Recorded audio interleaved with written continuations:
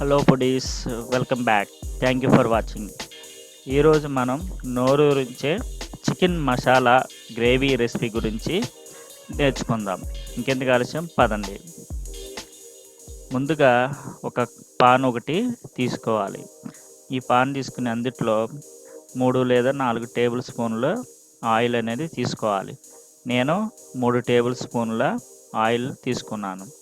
ఈ ఆయిల్ బాగా మరిగే వరకు హై ఫ్లేమ్లో నూనెని కాయాలి.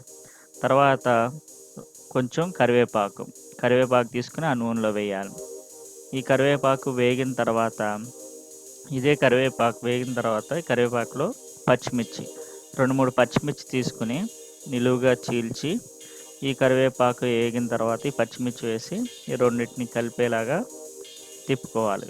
ఇవి కొంచెం మగ్గిన తర్వాత ఉల్లిపాయలు, మనం కోసి పక్కన పెట్టుకున్నటువంటి ఉల్లిపాయ ముక్కల్ని ఇందులో వేసి బాగా కలుపుకోవాలి.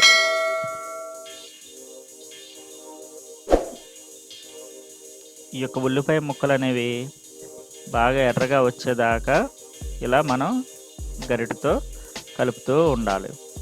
ఎందుకంటే మనం వేసినటువంటి ఉల్లిపాయలు, పచ్చిమిరకాయలు, కరివేపాకు ఇదంతా కూడా బాగా ఎర్రగా వచ్చే వరకు, వేగే వరకు తిప్పుతూనే ఇలా కలుపుతూ ఉండాలి. మనకి ఒక 10-15 నిమిషాల తర్వాత ఈ ఉల్లిపాయలు అనేవి ఎర్రగా వస్తాయన్నమాట. ఇలా ఎర్రగా వచ్చిన తర్వాత అల్లం పేస్ట్ 2 లేదా 3 టేబుల్ స్పూన్ల అల్లం పేస్ట్. ఇంకా బాగా స్పైసీగా, ఇంకా కొంచెం కారంగా కావాలనుకున్న వాళ్ళు ఇంకొక టేబుల్ స్పూన్లు అల్లం పేస్ట్ అనేది వేసుకోవచ్చు. ఇలా ముందుగానే అల్లం పేస్ట్ నూనెలో మనం వేయించడం వల్ల ఏమవుతుందంటే పచ్చి వాసన అనేది రాదన్నమాట. ఇప్పుడు మనం కడిగి పెట్టుకున్నటువంటి చికెన్ 500 గ్రామ్స్ చికెన్, అంటే నేను 1/2 కేజీ తీసుకున్నాను చికెన్. ఈ యొక్క చికెన్ కడిగి శుభ్రం చేసిన దాన్ని ఇలా మగ్గినటువంటి ఉల్లిపాయలు, అల్లం పేస్ట్ ఇవంతా కూడా బాగా వేగిన తర్వాత ఇందులో వేసుకోవాలన్నమాట. చూడండి, ఇప్పుడు నేను కడిగినటువంటి చికెన్ కర్రీ పీస్ కింద కట్ చేసుకుని నేను ఇక వేగినటువంటి ఉల్లిపాయ ముక్కలు, అల్లం పేస్ట్, పచ్చిమిర్చిలు వేసుకుంటున్నాను. ఇవి వేసిన తర్వాత ఇవి ఉల్లిపాయ ముక్కలు, అల్లం పేస్ట్ ఇదంతా ఈ యొక్క చికెన్ ముక్కలకి బాగా పట్టేలాగా మనం తిప్పుకుంటూ ఉండాలి.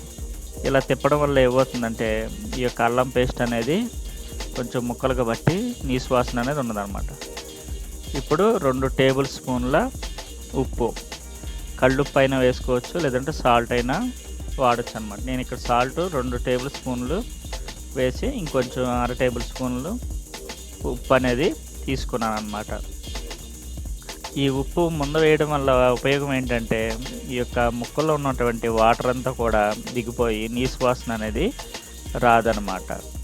ఇలా ఉప్పుతో ఉడకబెడితే మంచిదన్నమాట.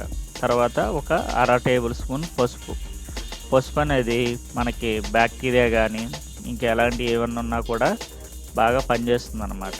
ఈ యొక్క పసుపుతో ఈ యొక్క చికెన్ అనేది బాగా ఉడకబెట్టుకోవాలి.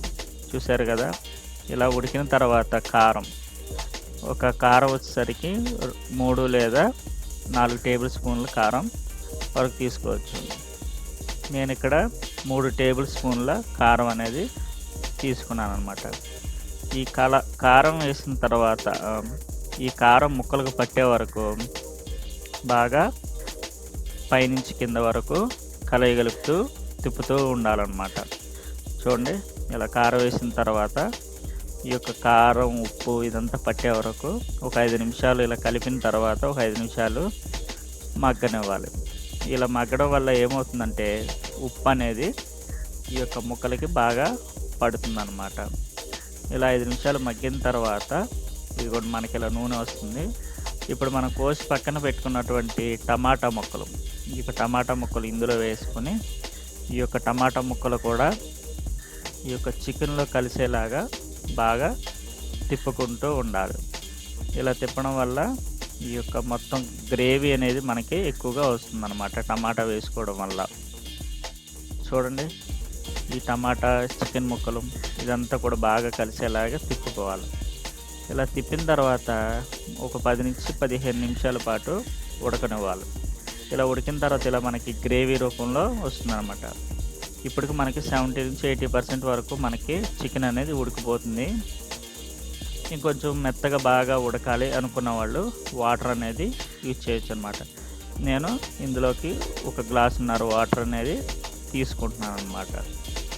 ఈ గ్లాసున్నర వాటర్ వల్ల ఏంటంటే మనకు ఇంకొక 15 నిమిషాల పాటు మీడియం ఫ్లేమ్లో ఉడికించుకుంటే చికెన్ అనేది బాగా మెత్తగా ఉడుకుతుందన్నమాట. నెక్స్ట్ ఈ కారం, ఈ మసాలా, ఈ యొక్క సాల్ట్ ఇదంతా కూడా బాగా పడుతుందన్నమాట.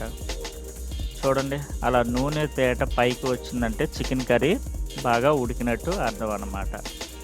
ఇలా కొంచెం తిప్పుకుంటూ ఉండాలన్నమాట. ఇలా కర్రీ రెడీ అయిన తర్వాత ఇందులోకి మనం ఇంగ్రీడియంట్స్ ఇంకా మిగిలినటువంటి మసాలా పొడి, చికెన్ మసాలా పొడి వేసుకొని ఒక 2 నిమిషాల పాటు మగ్గనిచ్చుకోవాలి. ఈ చికెన్ మసాలా వేయడం వల్ల గ్రేవీ అనేది బాగా వస్తుందన్నమాట.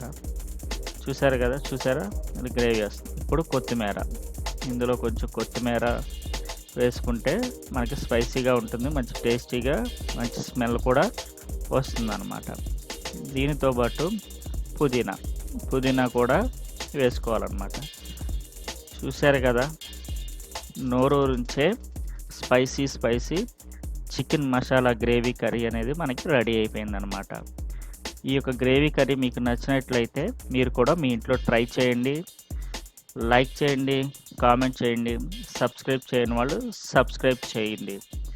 Thank you for watching this video. Thank you.